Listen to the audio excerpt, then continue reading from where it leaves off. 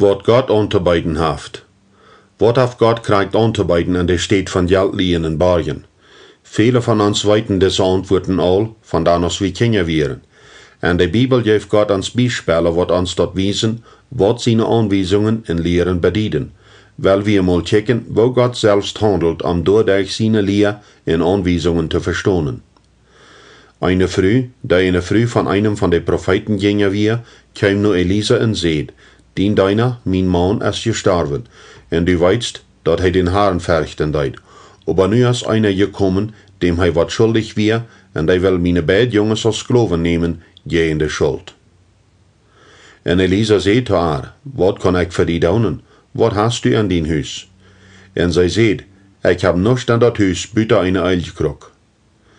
En hij zei, go ram en vraag dien obers no laat je gefäße, en nicht te weinig. Dan go an din huis met dine 2 zeens, en maak de der hinger die touw, en juit uil en al de gefäße. Wanneer een val is, dan zat dat te zien.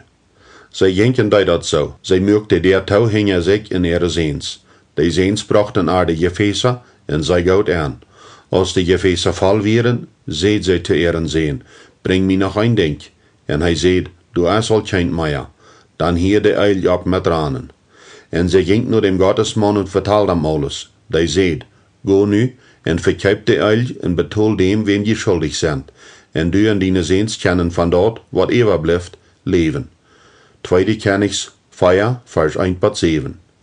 Als de weet früh met financiële bedürfnis naar den Mann Gottes kwam, wat zei des wijze profeet? Zeid hij te haar, dat ze gonen zal om geld te liehen? Rede haar fair naar Veermond te gonen? Man Gott zijn volk wordt einen Veermond angesteld, om de weet früh en de wijzen Kinder te verzorgen. Nee, Elisa sah doch keinen Fluch op den schlechten Mann, wat de weet früh ihren Mann dat geld geliehen hat, en doorfair nu ihre Seens haben will, die Seens, wat nu verzorgen sollen. Die früher einzige Weg von ihr Leben. Hij zei nichts darüber. Elisa wist, dat des Mann allgemeine Gesetze dort berechtigt wir. Die Seens wären die Sklaven von dem, wat dat Geld uitgeliehen hat. Elisa raut auch gar nicht tau, nur reiche Verwandte oder Nobers zu gehen, wat hatten Geld liehen konnt. Wat deed Elisa, oder wat deed Gott? Gott helpt die Witwe mit wat sie hat. Hij vermeer dat durch dem, dat hij dat mol neemt. Ihre Doten, zij jenken dat wat de Prophet zei, wobei zij klar beweist, dat zij Gott seine Anweisungen vertruden geloofd. Onze Doten wiesen ons dat, wem wir geloven. Dit vertrouwen wir dat, wat dit Wunder passieren leidt. Dat wat Elisa haar beval te doen, mag überhaupt keinen zijn. Laat je Gefäße abstahlen en al je doen aanjuiten. Dat mag keinen zijn. Aber Gott braucht sogar von durch so eine nicht sinnmachende Leisungen.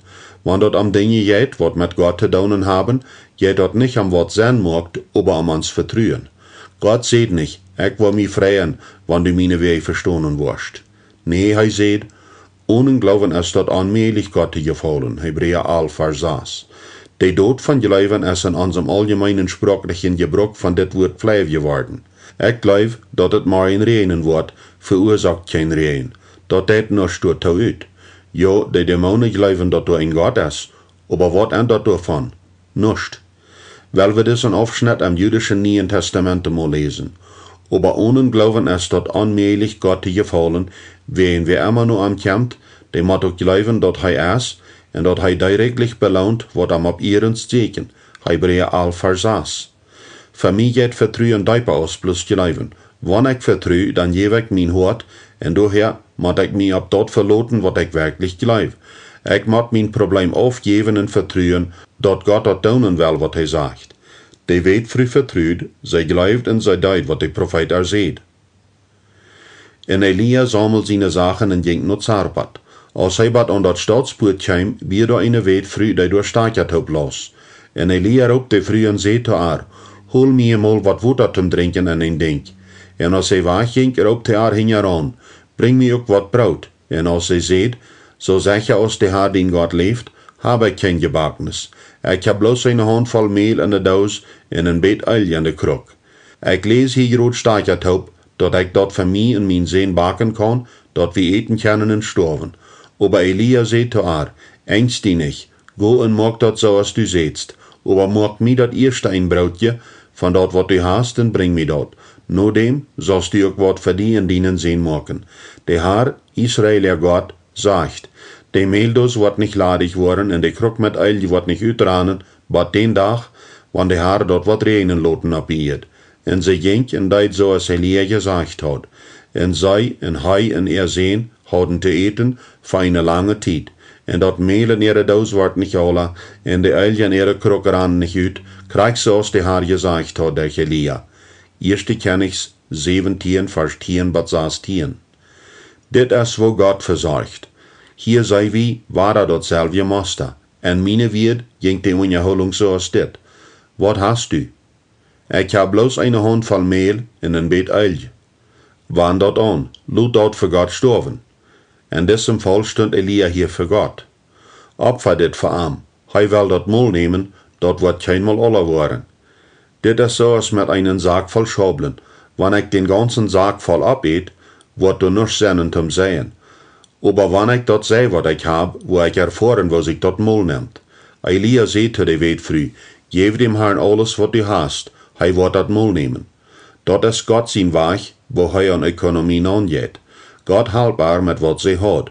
Hij nahm dort ab even natürlichen Weg Mol. Aber weil das alle passiert, hat die Weit früh letztes geopfert mit Glauben an Gott. Unsere Doten, wat wir aufsichtlich tun, bewiesen unseren Glauben von Vertrauen. Diese Frühers mögen sich dort nicht erst stark mit aus dort sein mög, wat Gott gesagt hat und dachten, wann der Prophet erst gegeten haft, wie weit auf der Armee dann halten wird. En da steht, sahen sie alles abspellen Seten mit ihre Doten. Ich vertrue die und war nicht abgeben. Dit vertrauen in Gott, dis Glauben, die mögt dort mehlig, dat dit Wunder passieren kann. Die weet früh, sehen, en Elia, der Prophet, worden von Gott seine wundervolle Versorge gesehnt. Diese even natürliche Versorge kam, bat dat erst wahre Anfang zu regnen, en dort bedient, bat Versorge ab andere Weise ist. Gott denkt nicht bloß an nu, seine Versorge für uns ist ewig. Wir können uns ab am verloten. Nodem, dat de Israeliten von der Sklaverei in Ägypten freigesat wären, waren sie ein Wüstenvolk. Pharao hat dafür gesorgt, dat sie nichts hadden, en nu gründen sie durch ein Staat. De Ältesten schraubten Mose, nach ihrem Rot zu kommen, en sie entschlossen sich nach Pharao zu gehen und Geld zu leihen, ihren Staat zu finanzieren. Warte mal, wie das wat passiert? Sicher nicht. Gott versichert sich dort, dat sein Prinzip schafft. Gott wisst, wat Israel fehlt. Sie haben für 400 Jahre in Ägypten gedient, und Gott kümmert sich darum, dass jeder Arbeiter seine Tollen kriegt. Sie haben ein höheres Lohn gesammelt. Gott hat ihnen befohlen, und sie haben die Ägypter nur selber in Gold und Kleider gefragt. 2. Mose 12, Vers 34 bis 35. Nur brav, nicht so? Sie wären Sklaven, und gingen sie nur ihre Sklaven-Eiendäume und sie wollen Gold, selber in Kopper haben und allerhand wertvolle Dinge in die beste Kleider. Und der Herr fiel dort so, dass das Volk gut angesehen wir bei den Ägypter, so dass die Ägypter leicht anwälligten und wenig selbst überhielten. 2. Mose 12, Vers 36. Wann Gott raubt, versorgt er auch. Wann wir das auch glauben, wann dort um den Prediger oder dem Psalmist geht, glauben wir das auch für die Geschäftsführer? Oder denkt wie, dat wann Gott uns raubt, grote finanzielle Dinge zu tun, dat wir das von der Bank haben mochten. Nee, wann Gott uns raubt, Geschäftsmänner zu sein, wird er uns auch mit allem, was wir nötig haben, versorgen. Hier kommt dort von Verhältniswahrer die Frage. Ich muss mit meinem himmlischen Vater über meine Plans vertalen. Wo mag ich diese geschäftliche Sache oder diesen Handel vor dich? Das geht hier das Verhältnis zwischen ein Vater und ein Sohn oder eine Tochter. Das hat mit mehr zu tun als bloß Geld. Das passiert alle aufgrund von unserer Berufung, aber wir können viel mehr als dort von unserem Gott erwarten. Ganz sicher fordert Gott, dass wir mit alles, was er uns gibt, flietig sind. Aber erwartet mehr als dort von deinem himmlischen Vater. Er wird uns alles geben, was wir nötig haben. Ein Arbeiter ist seinen Lohn wert. 1. Timotheus 4, Vers 18. Für Jahrhunderte hat Israel in Ägypten als Sklaven gearbeitet, aber zuletzt kriegen sie ihr Lohn in Gold, Silber und andere Naturprodukte. Gott versorgt für sein Volk. Er bestimmt das Prinzip von Versorgung durch Arbeitslohn in Moses sein Gesetz. In dienen Tages Arbeiter sein Lohn sollst du nicht über Nacht bei dir holen. 3. Mose 19, Vers 13. Das Prinzip von Versorgung durch Arbeitslohn wie ook aanwendbaar voor Arbeiter, wat längere Tiden deinden.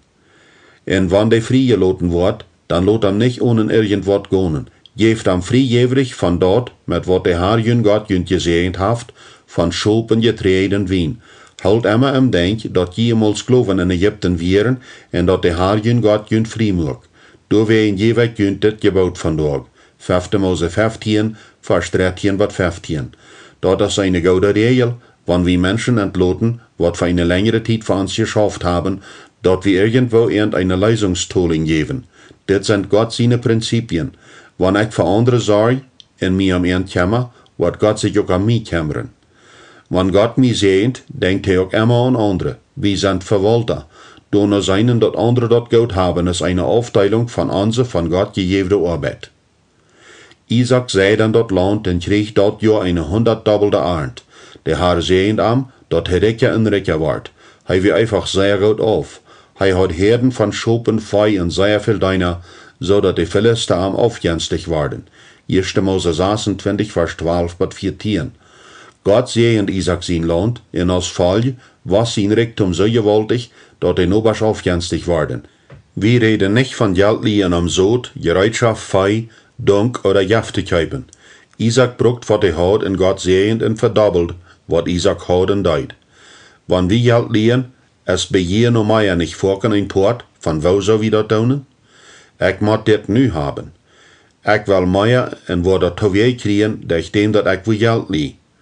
Oder wo wir von dem Druck gedreven, wat die Gesellschaft uns ablegt.